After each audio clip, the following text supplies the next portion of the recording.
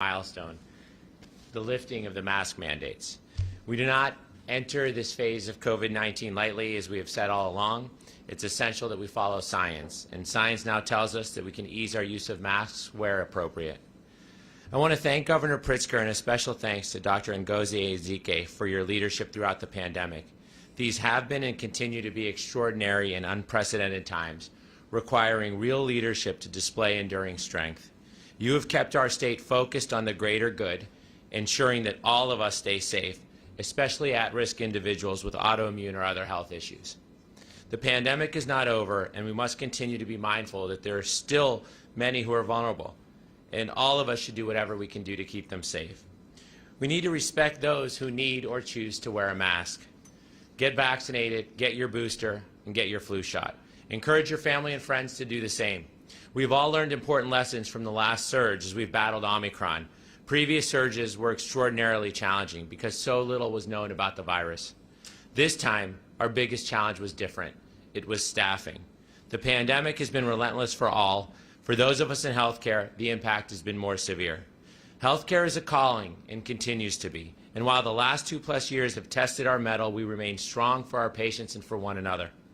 People who put aside their fears in service to others are heroes. From the very beginning of this pandemic, staff at hospitals and clinics across Chicago and our nation have displayed amazing resolve.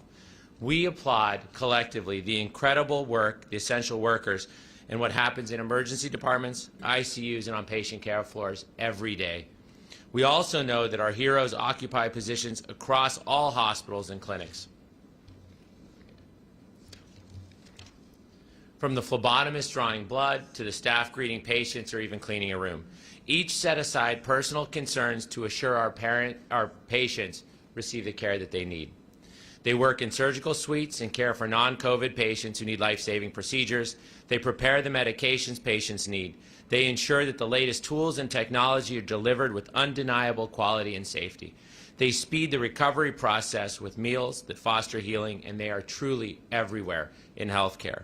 We are deeply proud that Rush is where this milestone is marked, but I can say with certainty that these acts of heroism have taken place at every hospital in Chicago, Illinois, and our entire country. Today, we extend a deep and sincere thanks to all here at Rush, healthcare workers across Chicago and Illinois, for their extraordinary commitment. Now it is my great honor to introduce Illinois Governor, the Honorable J.B. Pritzker.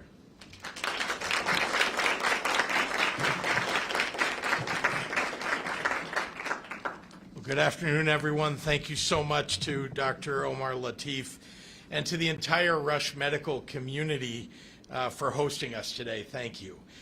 We are now on day 2 of the mask requirement being lifted across the state of Illinois. And it comes as we mark a significant milestone in our journey with this virus. More than 8 million people in Illinois are fully vaccinated. Each day we average another 16,000 more COVID-19 vaccinations, including about 4,600 people who are getting vaccinated for the first time each day. Throughout this pandemic, we've taken action to save lives while keeping our economy open. And I'm proud that Illinoisans have done the hard work that has made our state a leader here in the Midwest. Today, our hospitals are returning to more normal patient admissions and are better able to attend to their patients, including those with COVID-19, but also those who have suffered heart attacks, are recovering from car accidents, undergoing cancer treatment, or welcoming a new baby into the world. With the removal of mask requirements in most settings, some Illinoisans may choose to continue wearing masks out and about, even when it's not required. Others won't. And this is a moment when I want to ask everyone to treat each other with kindness and with compassion. What's right for someone else may not be what you would choose, but remember that we should all default to what will keep each other safe and healthy. Someone in your presence may be more vulnerable than you are to the worst effects of COVID. Each of our actions in the presence of a deadly disease can affect the next person. COVID has not been eradicated. Today especially, I find myself reflecting on the journey of the last 2 years. 2 years ago this week, 2 more Illinoisans had tested positive for COVID-19, for a grand total of 4 known cases at that point in the pandemic. 4. At that time, Illinois was the first state that could run our own tests for the virus. In a matter of days, given the speed the virus was making people ill, we would issue a disaster proclamation to activate an all-hands-on-deck approach to this virus.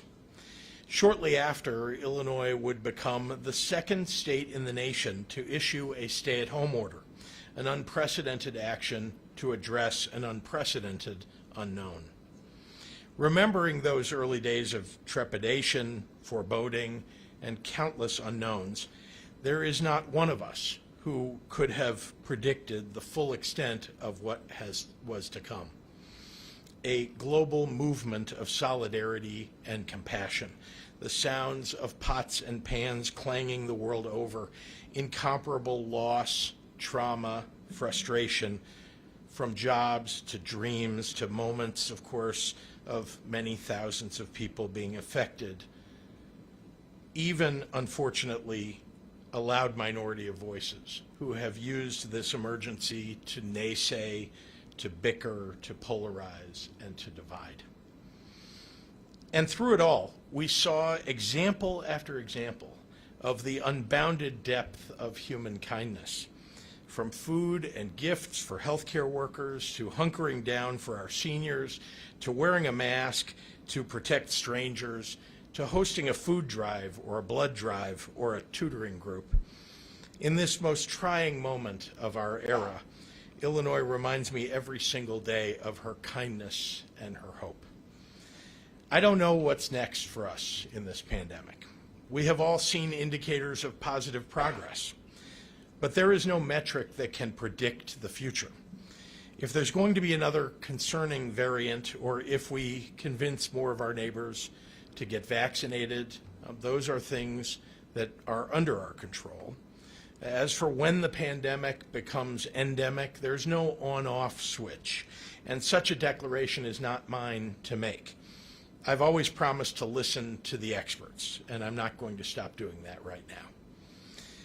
Here's what I do know. Illinoisans are equipped. We live in a moment that has demanded more sacrifice than has been fair. But I have never doubted the ability of the people of this state to see it through.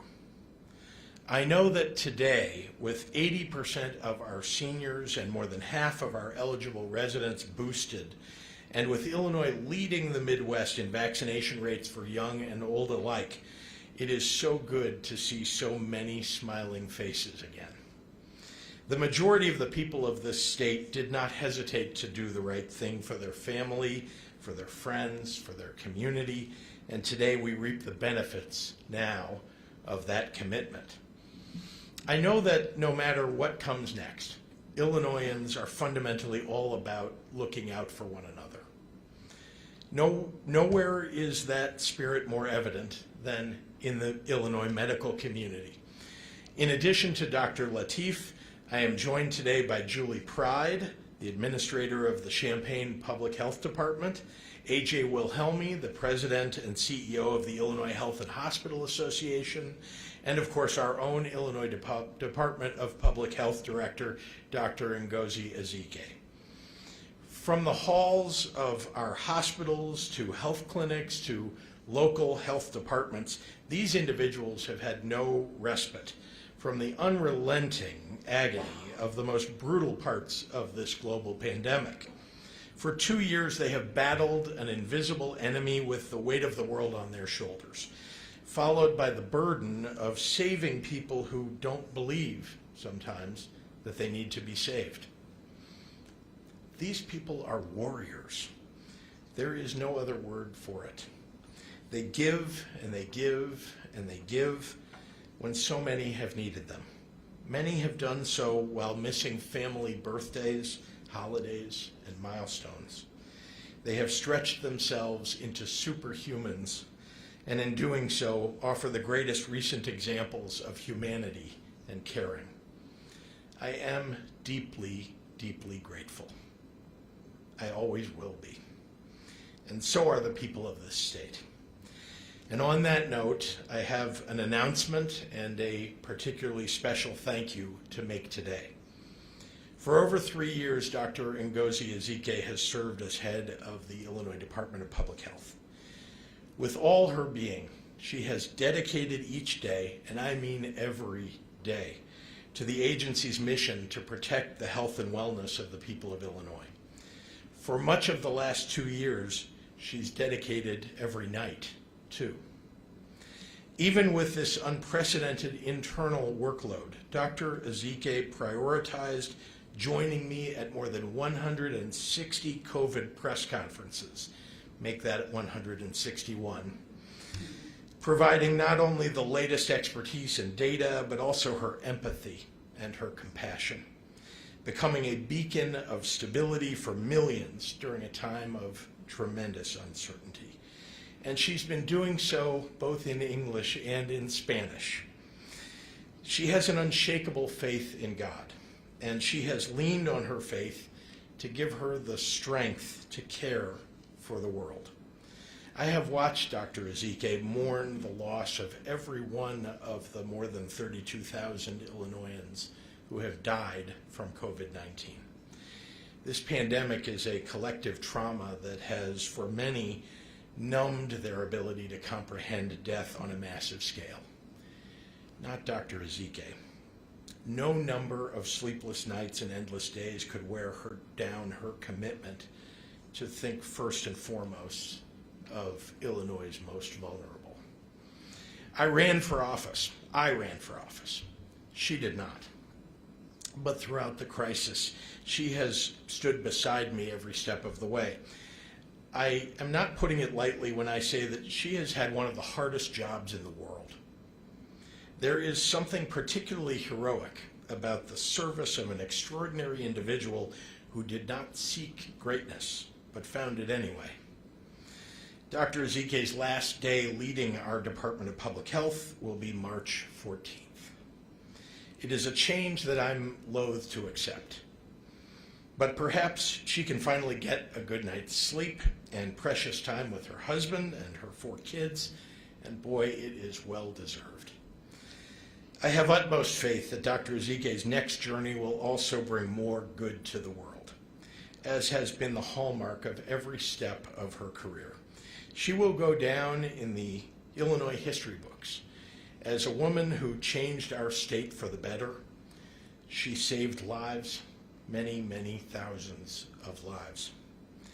And on that note, I have issued a proclamation declaring today, Tuesday, March 1st, to be Dr. Ngozi Ezike Day in the state of Illinois.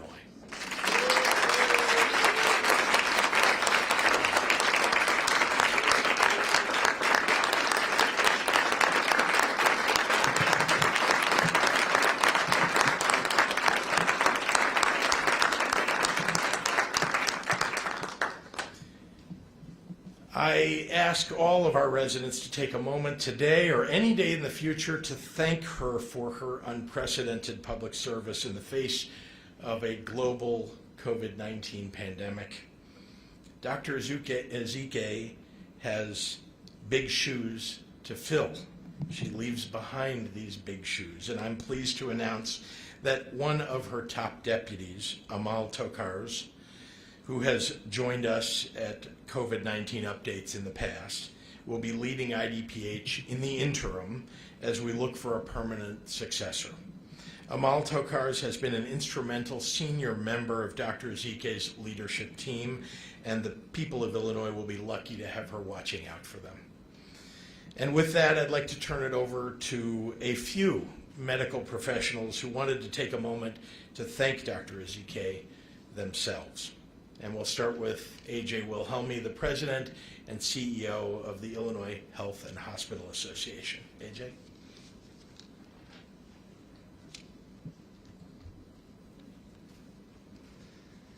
Thank you, Governor, and good afternoon, everyone. I also want to thank Dr. Omar Lateef for his hosting us today and also for his tremendous leadership throughout this pandemic. And if I could just say a few words before I recognize Dr. Ezike, Governor, I do want to let you know that we greatly appreciate your leadership. And I want to echo your remark for a heartfelt thank you to the hospital workers and hospital leaders who have been at the epicenter of this pandemic. Through 5 surges of the virus under the most extreme circumstances, healthcare workers provided compassionate, quality care, saving literally thousands of lives in the process. And despite the many challenges, the hospital community has managed through the pandemic with hospital leaders relying on their communal knowledge and experience to avoid a breakdown in the state's healthcare system. Good leaders set the tone and allow experts to utilize their expertise and do their jobs in times of crisis. And Governor Pritzker did that throughout this pandemic. So, Governor, I want to personally thank you, and on behalf of the entire Illinois hospital community, I want to thank Dr. Ezike, I want to thank Deputy Governor Sol Flores and your entire team, all of whom were instrumental in allowing hospitals to provide their very best care to patients across the state of Illinois. And Governor, you and your team gave hospitals the flexibility to effectively adapt and respond to the public health emergency. You helped hospitals secure the scarce resources they required. It has truly been a strong and effective partnership. And now, even with this critical support and collaboration, the pandemic has taken a toll on all of us, including our healthcare facilities. Hospitals are one of the few entities in a community that are always open. Every hour of the day, every day of the year, when you need care, you go to your local hospital. And while we're all relieved to see COVID-19 hospitalization decline, as you said, Governor, we know hospitals will continue to be active as patients who deferred care during the pandemic return to the hospital to catch up on needed medical appointments and surgeries, and patients are certainly encouraged to do just that. So after 2 years of confronting challenge after challenge and enduring organizational stress and fatigue, hospitals are financially strained. But just as concerning, they're now dealing with workforce shortages that threaten their mission to provide accessible quality care to all Illinois residents. And IHA again wants to applaud Governor Pritzker for including a healthcare workforce initiative in his budget to help hospitals address staffing issues and provide relief to healthcare workers. Building on the cooperation demonstrated over the past 2 years, we look forward to continued collaboration in the coming weeks with the governor and his team and the legislature to begin to relieve the pressure the last 2 years have placed on the hospital community and those within that community who have given their all during this pandemic. Our continued partnership will be critical as we work together to recover from the stresses of the pandemic and to further strengthen our healthcare system as we look ahead to the endemic phase of COVID-19. And if you just give me one more minute, I do want to, at this time, recognize a colleague in Dr. Ngozi Ezike, someone who has shown tirelessly her passion and commitment to keeping Illinoisans safe. I personally witnessed Dr. Ezike's deep commitment to protecting the residents of Illinois from this deadly virus, and I know she put everything she had into her role. So Dr. Ezike, on behalf of the entire Illinois hospital community, thank you for your outstanding leadership under the most challenging circumstances, for your support of hospitals and healthcare workers across the state of Illinois, and for our strong partnership throughout this pandemic. On a personal note, it has been a real pleasure to get to know you and to have the opportunity to work closely with you for the past 2 years, and I wish you all the best going forward.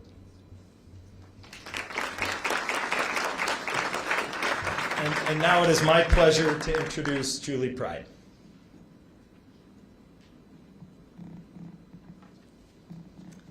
Hi, good afternoon. I want to first thank Governor Pritzker for the opportunity to be here today and for this welcome announcement on our path to safely restore Illinois, and for always leading with science and sound public health. We all know that that has not been the case in other parts of this country. Of course, I want to thank Dr. Ezike for her amazing, consistent, steadfast leadership, innovative ideas, and her commitment to working closely with local health departments through this incredibly difficult time. Her leadership has been inspiring and so appreciated. In Champaign County, as all over Illinois, we are eager to see this pandemic in a rearview mirror. While we're not there yet, we are in a very hopeful place. We now have enough community immunity that, along with the vaccines and treatments, we can transition to the endemic phase by focusing on preventing medically significant illness and healthcare system strain. In Champaign County, we have lost 290 of our residents, and while that number is devastating, and I've certainly felt every one of them, I can't imagine what Dr. Ezike has gone through, because you do feel it. They're more than numbers. It could have been far worse, excuse me. As we move into the next phase of COVID, this is not good. I'm sorry. As we move into this, see there, that's so typical. I'm struggling. I'm on the verge of tears in front of everyone. And who comes to the rescue? Dr. Ezike. As we move into the next phase of COVID, we will continue to encourage vaccination as the single best practice to protect our healthcare system and to further prevent needless deaths. We will continue to build our public health capacity and infrastructure, including use of data-driven technology, and we will continue to dispel myths and rumors that have been the cause of so many unnecessary hospitalizations and deaths. And most importantly, we will continue the partnerships forged during this pandemic and will work to make the health even stronger and more resilient. And now I'll just rub my nose in front of all these cameras. I am honored that I am the one who gets to introduce Dr. Ezike on behalf of my staff of 200, my community who have been amazing partners through this, and the other health department administrators in the state of Illinois. I can say this is my third pandemic, and I simply cannot wrap my head around doing this without you and Governor Pritzker in the leadership roles. So it is my great honor and my heartfelt appreciation and pain because she's leaving, but that I welcome Dr. Ezike and thank her so much for her service.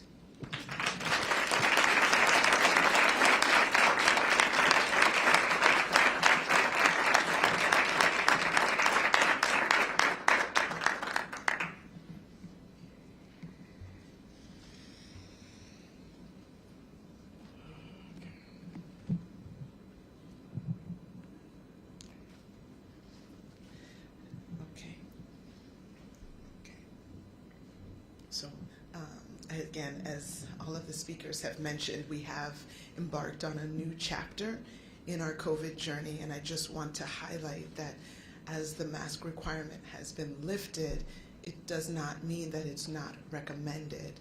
And as we think about our individual situations and who we may be coming around with, who we are living with, it may absolutely be the case that you are an individual either because of your own self-assessment, risk assessment, or because of those that you live with, that you will continue to wear a mask. And so I echo the pleas from Governor Pritzker, Honorary MD, that we just be respectful of each other's choices. No one knows. You could be working side by side with someone who is undergoing chemotherapy unbeknownst to you. You could be working right by someone who goes home and takes care of a severely immunocompromised child or parent.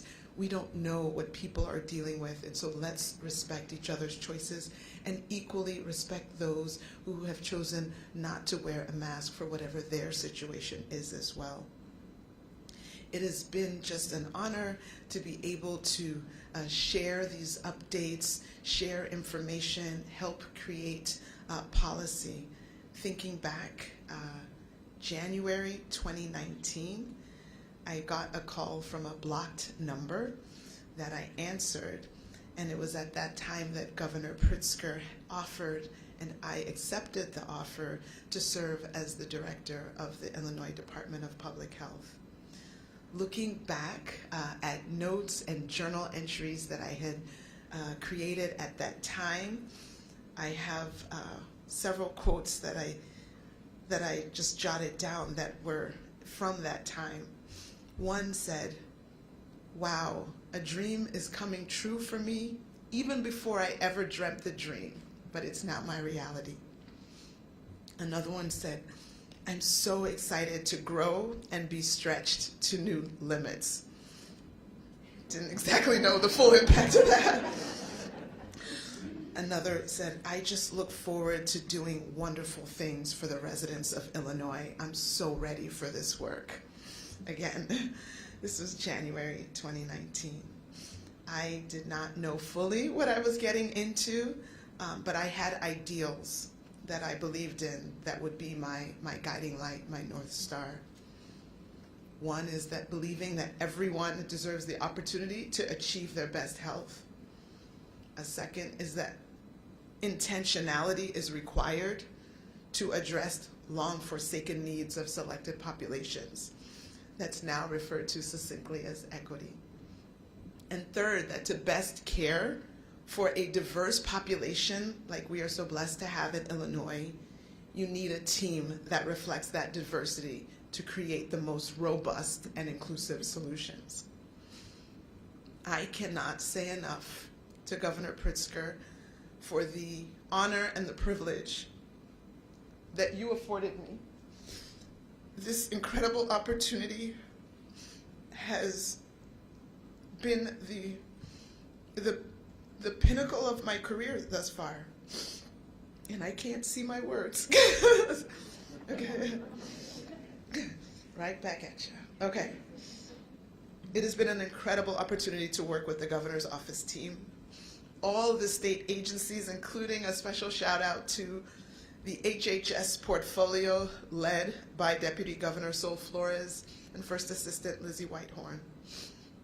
It has been the honor of a lifetime to lead #Team IDPH. IDPH consists of a team of unsung heroes that by nature and definition works behind the scenes, who's committed to public health, and that commitment gave me strength every day. Of course, my main battery charger came from my deep-seated faith, and I absolutely received the renewing strength that people all across Illinois sent me through their prayers that also covered me. All of the people and all of their stories I will carry always in my heart. I acknowledge and mourn with the families of all the lives lost, not just to COVID, but to gun violence, to suicide, to drug overdose, to racism, to cancer, and all the other diseases and ills that public health officials and all of our partners work tirelessly to curb. Being a half full kind of gal, I am focusing in on all the positive actions of so many private citizens and all the stakeholders who have helped get us through these tough times. Too many partners for me to name without knowing that I will forget someone critical, but we saw clearly that there is no community without unity. It's right there at the end of the word. For so many of you, you took actions to support others. You wanted to support people that were less fortunate than you. And I salute you for being able to be selfless and to maybe even inconvenience yourself by a little bit to help support the health of others. Your selflessness supports our society. Again, it's just been my tremendous pleasure to serve the people of Illinois. I am so blessed to have been able to bring some measure of comfort to Illinoisans, to quiet some of the chaos and infuse some calm. I'm glad that I served as a role model to young girls, girls of color, little black girls, that they can be leaders in any field. And I'm proud to show our young boys as well, the future men of our society, examples of women in leadership. I'm proud to exemplify that empathy and strength can exist in the same body and in the same breath. Lastly,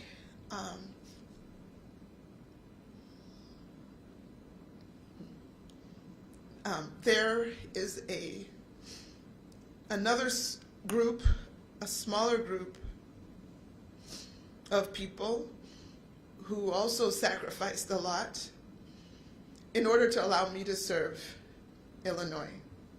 I'm sorry. Okay.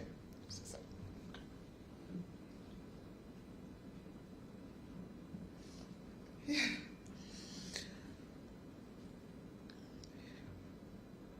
Another group sacrificed a lot in order to allow me to serve. And it's time that I try to make amends for their sacrifices. I want to thank my family. I know my husband's here, and my daughter, the first daughter, is here, and my extended family and my mother for tolerating the absences, the last-minute changes in plans, the endless multitasking, and the ever-present cell phones. You have stood by and you have supported me, and you have not complained, and you have made dinners, and you've done all the pickups and the drop-offs. But now it's time for me to make you my priority and give back a portion of the attention and the encouragement and the support that you lavished on me. Thank you for your tolerance and your patience. I love you more than any words could ever express. So after 1,125 days in this incredible role, I think about some of the sentiments that I expressed even before I joined the role, and they still ring true. I still look forward to doing wonderful things for the residents of Illinois. I'm still excited to continue growing and stretching to new limits. And I remain ever so grateful for this incredible opportunity. People of Illinois, rest assured that you will continue to be well served by #TeamIDPH. We will continue to be working and advocating on your behalf. Thank you again, Governor Pritzker. Thank you to all the people of Illinois. And may God bless our great state, our country, and our world with health, with peace, and with love. And I don't think I can leave without summarizing my notes in Spanish, so I'm going to do that.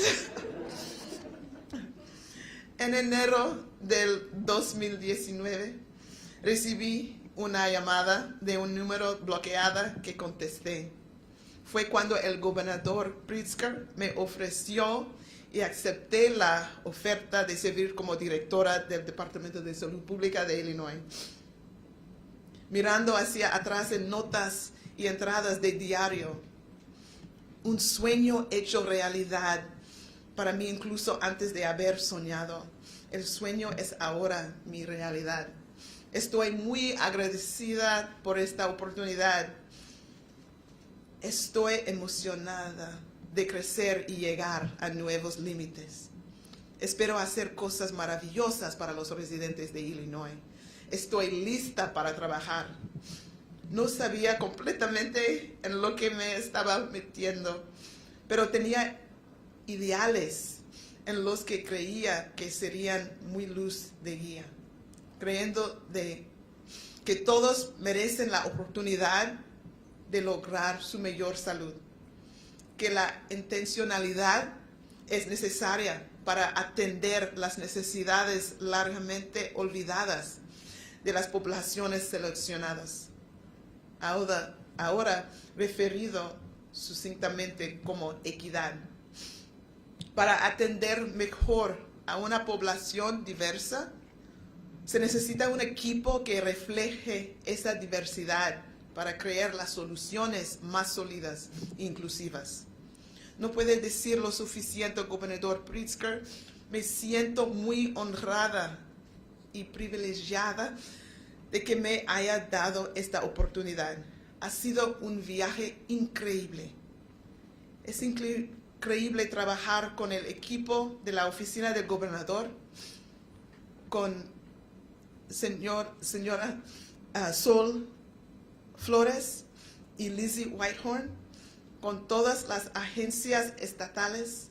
Un saludo especial al colectivo del Departamento de Salud y Servicios Humanos. Ha sido el honor de mi carrera profesional liderar el equipo IDPH. El IDPH está formado por un equipo de héroes anónimos cuyo compromiso con la salud pública me fortaleció todos los días. Por supuesto, mi cargador de batería principal provino de mi fe profunda y recibí absolutamente la fuerza renovadora que la gente de Illinois me envió a través de sus oraciones que también me cubrieron. Las personas y sus historias las llevaré siempre en mi corazón. Reconozco y lamento con sus familias todas las vidas perdidas por la violencia de las armas, el suicidio, las sobredosis de drogas, el racismo, el cáncer y el COVID y todas las demás enfermedades y males que trabajamos incansablemente para frenar. Soy de vaso medio lleno, así que me estoy enfocando en todas las acciones positivas de tantos ciudadanos privados y organizaciones interesadas para ayudar a otros en tiempos difíciles. Hay demasiados socios para nombrar sin olvidar a alguien crítico, pero vimos que no hay comunidad sin unidad. Para tantos de ustedes que tomaron medidas para apoyar a otros en una situación más precaria que la suya, los saludo. Su desinterés apoyo a toda la sociedad. Ha sido un placer servir a la gente de Illinois. Me siento bendecida por haber podido brindar algo de consuelo a los habitantes de Illinois para calmar parte del caos y infundir algo de calma. Me alegro de haber servido de modelo a las jóvenes, incluidas las de color, de que pueden ser líderes en cualquier área. Estoy orgullosa de mostrarles a nuestros jóvenes, a los futuros hombres, otro ejemplo de mujeres en el liderazgo. Estoy orgulloso de ser un ejemplo de empatía y fuerza en el mismo cuerpo y aliento. Por último, hay un grupo pequeño, pero muy importante,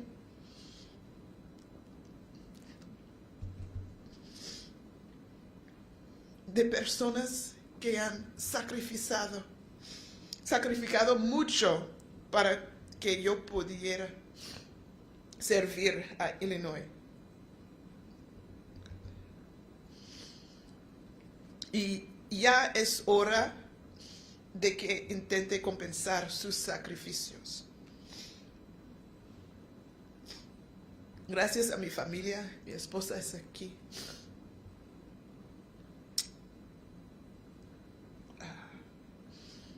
Y mi madre, mi familia inmediatamente y extendida, por tolerar mis ausencias, los cambios de planes de última hora, las interminables multitareas y los siempre presentes teléfonos móviles. Ustedes se han mantenido al lado,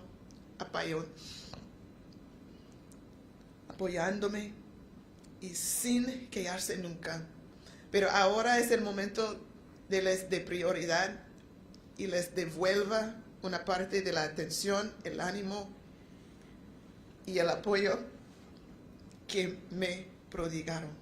Gracias por su tolerancia y paciencia. Los amo más de lo que cualquier palabra podría expresar. Así, después de 1125 días, los sentimientos que expresé antes de mi primer día en el Departamento de Salud Pública de Illinois aún son ciertos. Estoy muy agradecida por esta oportunidad. Estoy emocionando de crecer y llegar a nuevos límites. Todavía espero hacer cosas maravillosas para los residentes de Illinois. Gente de Illinois, tengan la seguridad de que seguirán siendo bien atendidos con el equipo de IDPH, trabajando y abogando en su nombre. Gracias, gobernador Pritzker, y a la gente de Illinois.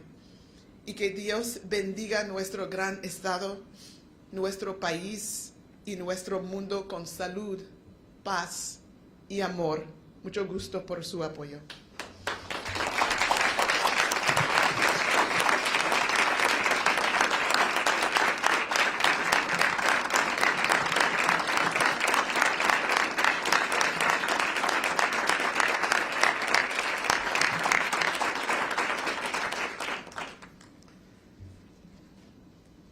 As hard as I think this will be, I'm happy to take any questions from members of the media. Governor Pritzker, what we'd love to ask a couple of questions to Dr. Ezike, if you'd let us. Right?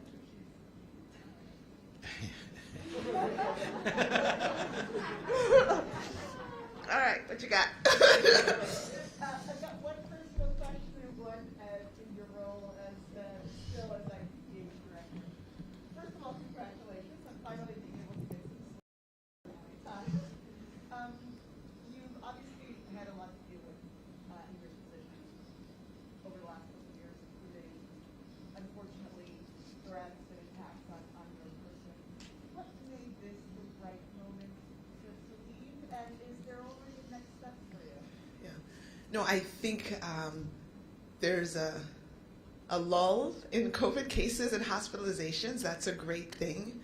I'm hoping that with all the vaccinations and the therapeutics that are available, that we will have, a quiet spring. Spring and the summer have typically been stable times. So this is my chance. So we are looking forward to hopefully a lull where we will keep things stable. We don't know what the future holds, but I think if there was going to be a more stable time where we could make this difficult transition, I hope that that's now. I have no announcements at all in terms of what the next steps are. The next steps are to finish out these next couple of weeks and try to effect a seamless transition, to be able to step away from the role, try to reconnect with self and family, and just catch a breather. And one question just on, obviously, the still on COVID, with the changing guidance in terms of dropping mask mandates for early childhood settings.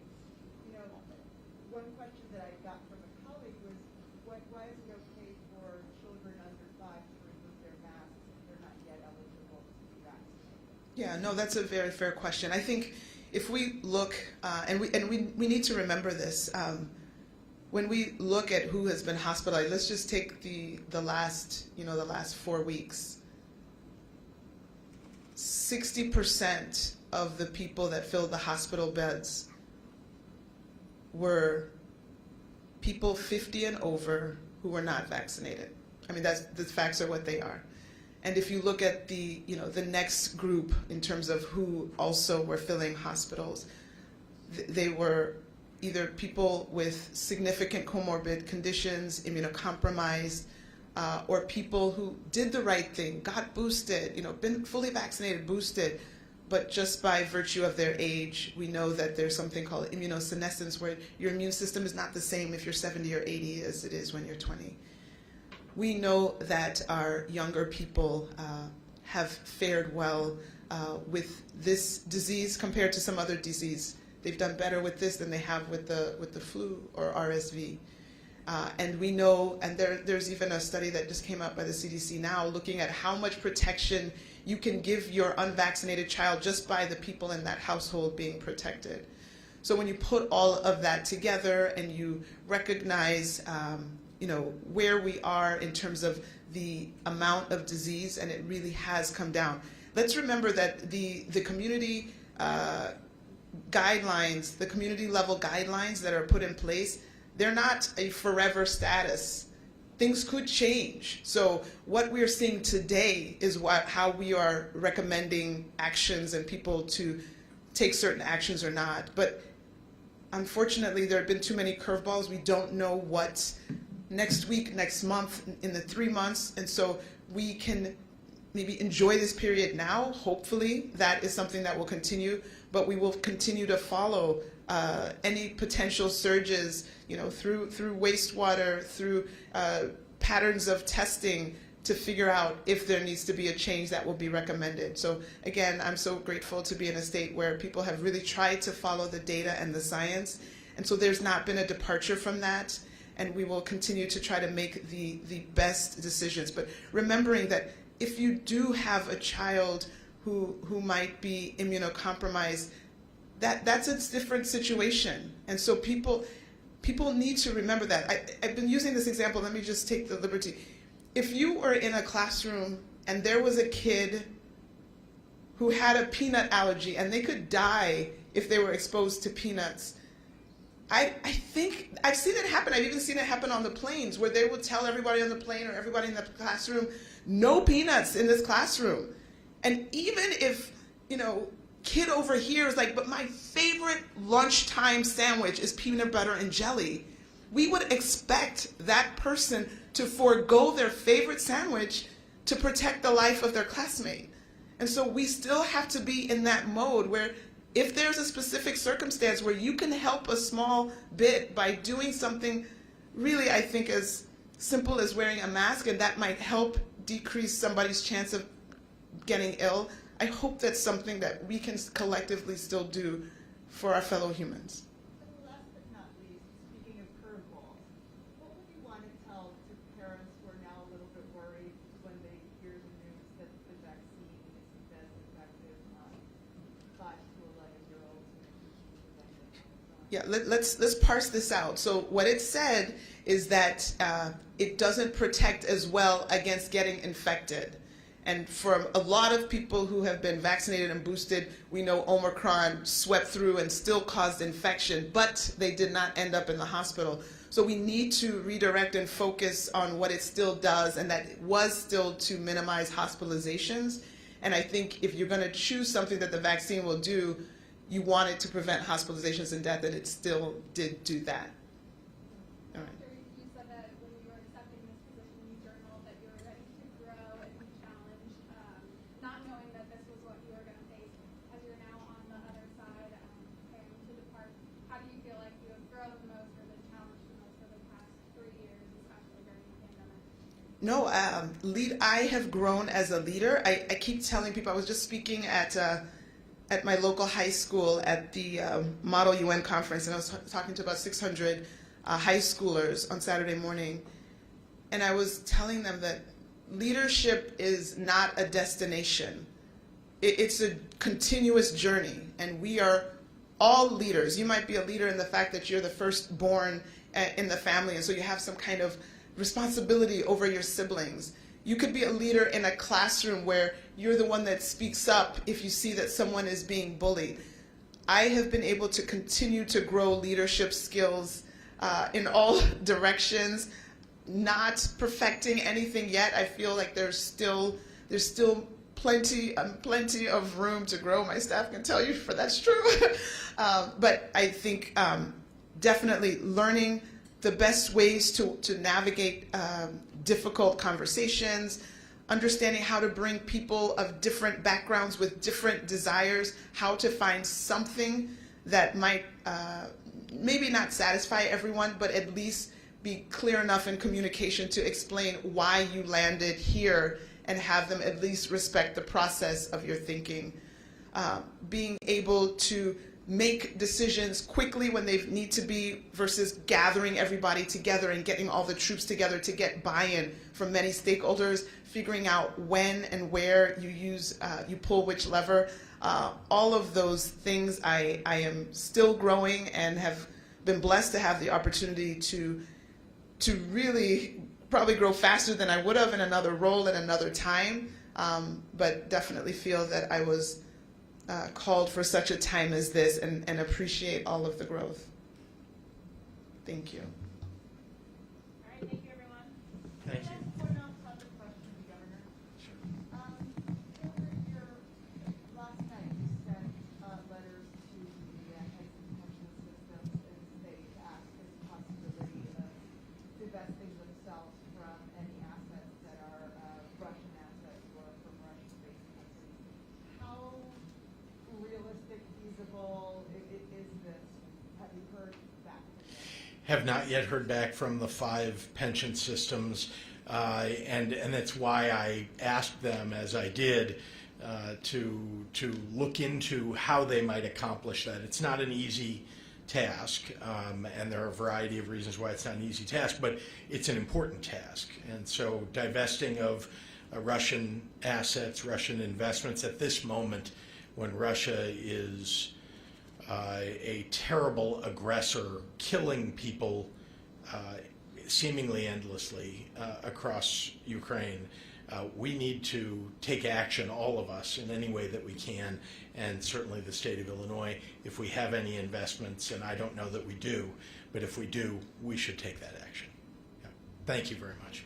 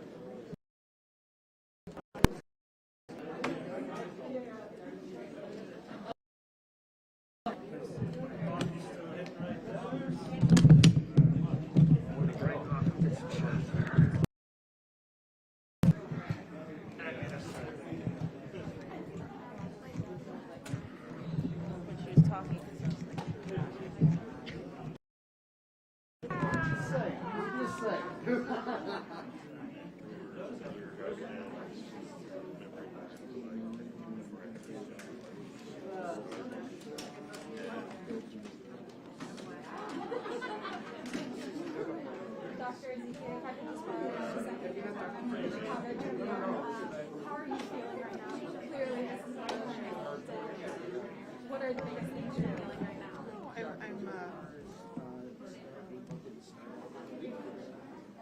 I'm excited about the unknown.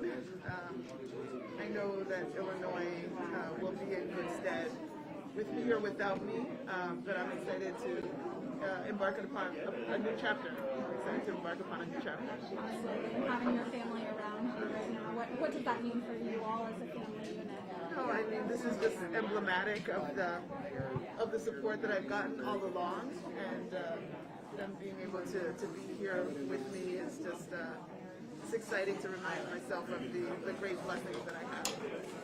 Thank you so much. Thank you for your